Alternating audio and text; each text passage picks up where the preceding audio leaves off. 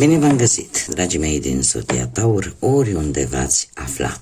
Bine ați venit tuturor pe canalul meu, Tarot Flor de Loto, numele meu este Nina și ca de obicei mă bucur să vă alături la fiecare lectură. Atât pe dragii mei abonați, cum de asemenea și pe cei care poate sunteți pentru prima oară aici pe canal. Azi voi face o lectură temporală, fără limită de timp, o lectură pe care voi să o puteți urmări oricând doriți sau atunci când apare în viața voastră. Desigur, dragilor, un lucru important de care ca de fiecare dată vă rog să țineți cont, și anume faptul că voi vă construiți viitorul. Voi sunteți cei care vă planificați viața, așa că vă rog din suflet să luați decât acele mesaje care rezonează cu voi, lectura fiind una generală, iar restul lăsați-le să zboare în univers, pentru că sigur sunt pentru alte energii care într-o mai mică sau mai mare măsură au o legătură cu Zodia Taur.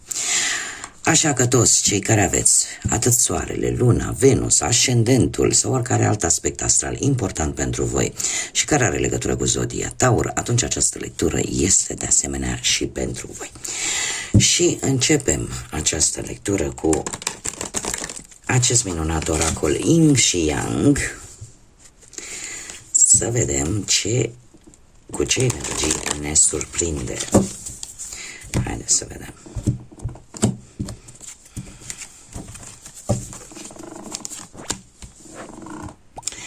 Dragilor, în acest moment se pare că sunteți în luarea unor decizii, sunteți într-o contemplare, într-o stare de gândire profundă, între două drumuri, între două energii, între două persoane, să stai sau să pleci dintr-o anumită situație. Sunteți așa într-o stare de nedumerire, aș spune, sau de, mai degrabă aș zice, de a lua anumite decizii destul de dificil de ales, de a avea această responsabilitate, ca să zic așa, ori de a decide, de a ignora sau pur și simplu de a găsi calea aia de mijloc. Da? Ce vă face pe voi debili în această perioadă? O anumită furtună care va da peste cap. Și când spun furtună, nu mă refer neapărat la o furtună la modul propriu, mă refer la o anumită situație care a apărut în viața voastră și care va cam da peste cap așa, poate anumite planuri sau va da peste cap anumite gânduri, anumite așteptări posibil, a creat poate o stare de conflict, poate un conflict interior în voi înșivă sau un conflict cu alte energii, cu alte persoane. Se pare că a apărut această schimbare și lucrul ăsta v-a făcut foarte vulnerabil, foarte debil. Poate au apărut anumite vești, anumite informații care pur și simplu au schimbat toate datele problemei și pe voi v-a adus în această stare de vulnerabilitate.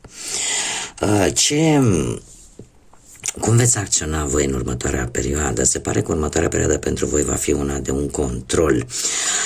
De ce? Pentru că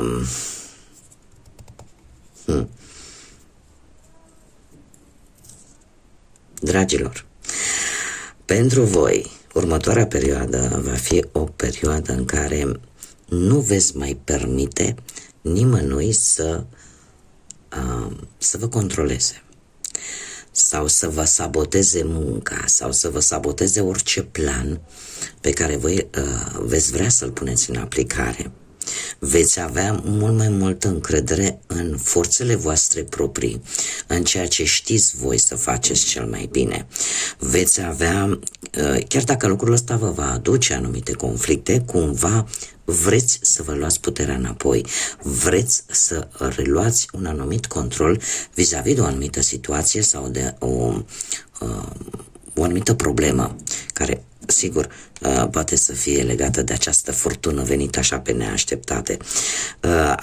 Într-adevăr, apar și momente de manipulare posibil.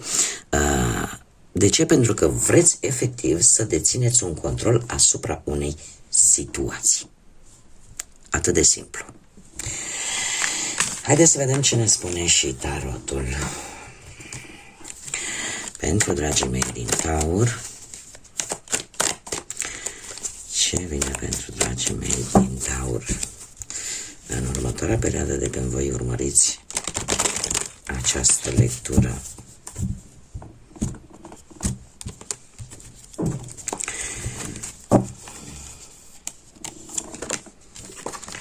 Da, se pare că în acest moment, cu acest cavaler de bâte, nu știu dacă pentru unii dintre voi zodiile de foc, berbec, leu, săgetător, vă spun ceva, cert este că sunteți într-o plină acțiune, sunteți foarte energici, vreți să obțineți ceva, aveți un plan bine pus la punct și asta este cumva foarte interesant De ce? Pentru că vreți să combateți o altă energie care e posibil să aibă legătură cu aceste zodii de foc. Ce înseamnă asta? Că este cineva, ori voi, ori cealaltă energie, care nu-i place să dea un pas înapoi. E posibil ca pentru unii dintre voi să fie într-adevăr o reușită foarte rapidă, foarte neașteptată, dar care la rândul ei va veni cu o schimbare. O schimbare care poate avea legătură cu cariera voastră, cu jobul vostru, cu locuința, da? Cumva ceva va aduce toată această ambiție și toată această energie și toată această acțiune în care voi sunteți implicați, va aduce cu sine o schimbare.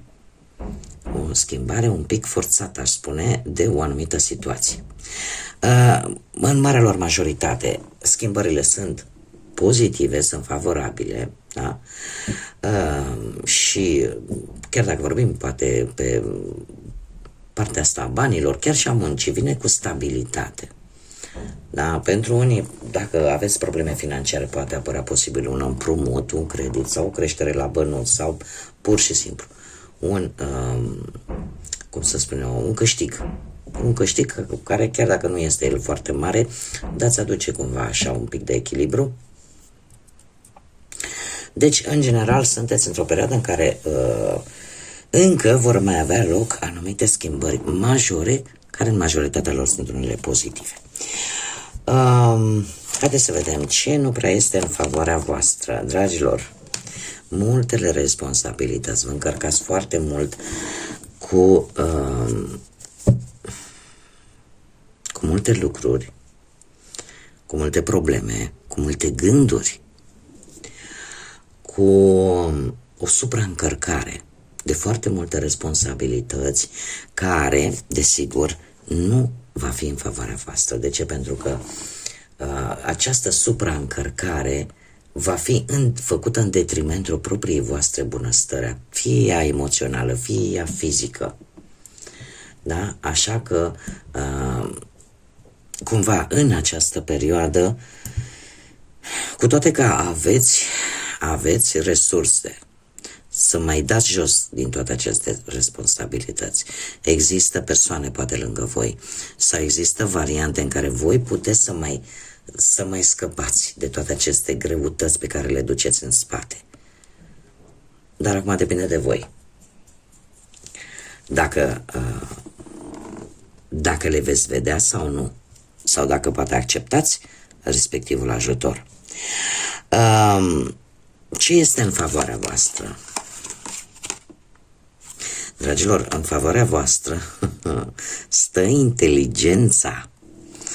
Stă inteligența. De ce? Avem o regină de spade. O regină de spade care în mod normal reprezintă zodiile de aer, Gemeni, Balanță sau Vărsător, dar care excelează, mare atenție, excelează printr-o gândire independentă, prin inteligență, prin faptul că își folosește foarte mult logica, își folosește foarte mult rațiunea și care atunci când își impune anumite puncte de vedere, alții, cei din jur, se vor teme. De ce? Pentru că are o atitudine foarte directă, o modalitate foarte directă în care își expune punctele de vedere și se pare că este o energie care în general nu prea se poate juca cu ea și voi e posibil ca unii dintre voi să împrumutați aceste caracteristici ale acestei regine de spade și să fiți așa mult mai pragmatici, mult mai să vă folosiți mult mai mult rațiunea, și inteligența, istețimea, nu știu, putem vorbi de muncă, să fiți, dacă sunteți pe poziția de șef, să fiți un pic mai duri, mai inflexibili, dacă sunteți pe partea cealaltă de angajați, atunci să aveți într-adevăr un șef mai dur, mai flexibil. Dar de asemenea este foarte curios faptul că tocmai pentru că este în favoarea voastră, e posibil ca prezența unei energii, în prima parte feminine, dar poate să fie și masculine, pentru că este o lectură generală și trebuie să adaptăm, prezența unei energii care să aibă legătură cu zodiile de aer posibil sau care să aibă aceste caracteristici pe care le-am enumerat mai devreme, pe voi să vă ajute poate la nivel profesional, da? Să vă ajute în carieră sau poate chiar în ceea ce privește o situație financiară, să fie cineva foarte puternic și să joace un rol important din punctul ăsta de vedere financiar, da? Poate voi veți fi un pic mai strânși la pungă și nu veți mai cheltui impulsiv, veți fi mult mai inteligenți, veți acționa mult mai inteligent, cum de asemenea dacă vorbim de viața amoroasă, de viața sentimentală, există o femeie, mare atenție, o energie feminină, așa cum am spus, în mare parte pe parte sentimentală, care poate influența ori în bine sau în rău relația pentru cei care sunteți într-o relație. Așa că, dacă nu vorbim de acest aspect, cei care sunteți într-o relație, cumva, trebuie să fiți un pic mai atenți la impulsivitate și la dialogurile prea directe, pentru că astea, la un moment dat, chiar dacă pot juca un rol favorabil pentru voi, totuși ce e mult nu e bun. Da? Adică trebuie să fiți cât de cât un pic mai ponderați. Cei care sunteți singuri, aș spune că va veni un moment și aici va trebui într-adevăr să va fi cumva în favoarea voastră faptul că veți reuși cumva să scoateți anumite sentimente, acelea pe care voi le aveți cu adevărat în interiorul vostru față de cineva, să reușiți cumva să le scoateți de acolo din interiorul vostru, iar asta va juca un rol favorabil pentru voi. Haideți să vedem ce puteți voi controla. Dragilor, voi puteți controla dacă vă agitați mai mult decât trebuie sau nu.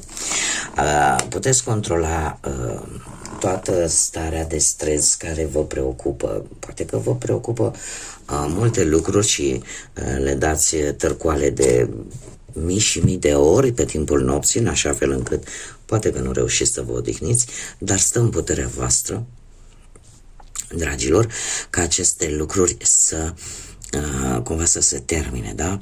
De ce? Pentru că pentru unii dintre voi acest nou de spate poate reprezenta o cauză externă, o anumită teamă, o anumită frică de ceva anume, poate că de o așteptare dificilă, poate că de o anumită situație pe care voi parcă nu reușiți să-i dați de cap, sau dacă vorbim de sentimente, de anumite preocupări în relație, poate că ceva e ascuns, ceva care tu nu vezi, cumva alții poate au cunoscut persoane noi și faptul că poate li se cere, domne, ai încredere în mine că, uite, vezi, eu îți demonstrez, și toată această teamă că dacă nu o fi bine, nu o fi rău. Știți cum e, că lucrurile astea stă la voi, în puterea voastră, dacă le permiteți să vă uzeze din punct de vedere energetic sau nu. Trebuie să vă spun că, într-adevăr, cauza acestor stări de negativism și de nesomn pe care le aveți unii dintre voi probabil noaptea, sunt provocate de, într-adevăr, de cauze externe, dar nu le lăsați să vă doboare, pentru că stă în puterea voastră să le îndepărtați. Nu vă încărcați cu lucruri negative, pentru că veți atrage la rândul vostru alte lucruri și mai negative. Iar că în ceea ce privește încrederea, trebuie să vă spun, nu vine din fabrică, ea se câștigă. Da? Pentru a avea încredere într-o persoană, în primul rând și în primul rând, trebuie câștigată această încredere. Da? Acum, mergem mai departe. Ce nu poți tu controla? Nu poți controla, și avem aici un paj de spade. Poate că nu poți controla anumite persoane destul de obositoare care sunt prin jurul vostru, persoane poate mai tinere decât voi, plecând de la adolescenți până la persoane mai tinere decât voi, ca și ani, și care au un soi de, cum să spun eu, care există riscul să dezvăluie un secret. Sau nu neapărat poate un secret, să dezvăluie anumite informații în ceea ce vă privește pe voi unor alte persoane. E posibil să o facă deliberat, cu un anumit scop, sau pur și simplu să o facă dintr-un impuls copilăresc. Dar pentru că vorbim de imaturitate, este o carte care ne vorbește de imaturitate. Cert este că e un aspect pe care, din păcate, voi nu îl puteți controla. Dar ce va putea crea acest lucru? Conflicte ușoare, poate la locul de muncă, poate că va cere o documentație în plus, poate pentru a avea un anumit job. Poate că va crea o anumită situație la nivel material în care voi veți cere ajutorul poate unui specialist. Sau, dacă vorbim de viața sentimentală, poate crea anumite conflicte ușoare, dar dacă vă dați un pic de spațiu, dacă există respect, lucrurile se pot rezolva, nu e nimic ce nu poate fi trecut. Iar cei care sunteți singuri, se pare că voi, acest paș de spade ce nu puteți voi controla e faptul că toate vin atunci când trebuie să vină. În timpul său divin nu avem, de multe ori, răbdarea este o virtute. Și se pare că este ceva ce voi nu puteți controla. Încă trebuie să mai aveți un pic de răbdare, unii dintre voi, în realizarea unor anumite aspecte din viața voastră, atât sentimentală cât și de altă natură, pentru cei care sunteți singuri. Așa, per general, ce nu puteți voi controla sau nu stă în puterea voastră, cel puțin de moment, se pare că e legată foarte mult de nerăbdare. Da? Sunteți foarte nerăbdători în realizarea unui anumit proiect, unui anumit lucru, doar că, din păcate, nerăbdarea nu ajută cu nimic, pentru că lucrurile se vor întâmpla atunci când trebuie. Acum, haideți să vedem un mesaj important din partea copilului interior din voi, care vrea să vă comunice ceva. Și haideți să vedem ce mesaj are acest copil interior pentru voi. Un mesaj, te rog, pentru dragii mei. Și avem chiar două. Dragilor, primul mesaj ne vorbește despre iertare și ne spune așa că prin iertare te poți elibera, te poți vindeca, poți simți compasiune. Cum, de asemenea, unii dintre voi trăiți în acea parte de umbră în care aveți anumite resentimente, o anumită furie vis-a-vis, poate de cineva sau de către vis-a-vis de o anumită situație. Tot per general, așa, se pare că trebuie să lași toate aceste gânduri negre și permite ca iertarea să vindece sufletul. Este un îndemn, în primul și în primul rând, pentru toți cei care poate vă simțiți vinovați de anumite lucruri. Iertați-vă pe voi și odată iertându-vă pe voi, să veți fi în stare să iertați și pe alții. Și asta nu trebuie neapărat să o faceți cum să spun eu, la modul fățiș, știi, mă apuc și îl sun pe cutărică că mi-a zis mie tarot Flor de Loto că trebuie să-mi cer iertare. Nu, asta trebuie făcută în interiorul vostru, să simțiți, pentru că sunt multe resentimente care le avem poate vis-a-vis de oameni care nu mai există pe această lume terenală, care se află într-o lume astrală. Și simplu fapt că în interiorul nostru simțim nevoia de a ierta greșelile altora, așa cum și ale noastre ni le-a iertat Dumnezeu prin Fiul Său, e de ajuns să faci acest lucru. Nu trebuie să fie un mare tam-tam. Da? Sau pe voi înși vă iertați-vă pentru toate greșelile voastre, greșelile pe care poate le-ați făcut fără voia voastră. Oricum traversăm o perioadă de încărcătură foarte mare spirituală în acest moment în care eu fac lecturile, așa că iar iertarea stă la baza acestei încărcături spirituale.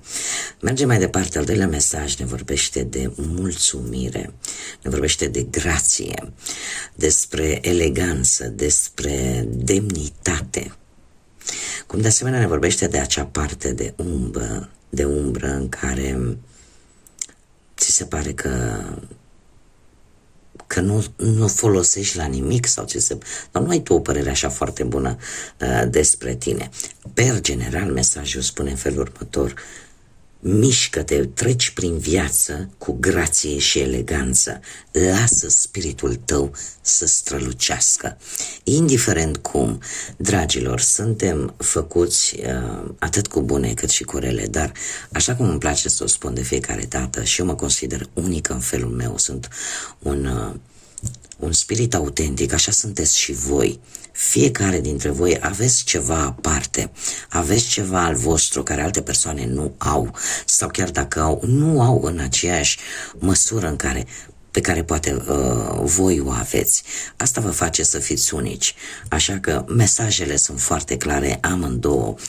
Dacă simțiți nevoia să vă iertați pe voi și pe alții, faceți-o, dar faceți-o să o simțiți voi, nu trebuie neapărat să o puneți pe tapet și să o faceți publică, să fie ceva în interiorul vostru, pentru că asta contează cel mai mult. Iar al doilea mesaj vine cu treci prin viață cu fruntea sus, treci prin viață cu acea grație, cu acea eleganță și în așa fel încât spiritul tău, sufletul tău să strălucească. Da, este un îndemn de de energie pozitivă la maxim. Așa că, dragilor, cam atât am avut de spus pentru voi de această dată. Eu vă mulțumesc încă o dată pentru sprijinul și suportul vostru prin intermediul like-urilor, al comentariilor, al distribuirilor, al faptului că vă abonați și ne întâlnim aici ca de fiecare dată la noi lecturi. Până data viitoare, când ne vom reîntâlni, eu vă doresc tot binele din lume, să aveți parte de multă energie pozitivă și, desigur, să fiți iubiți, dragilor.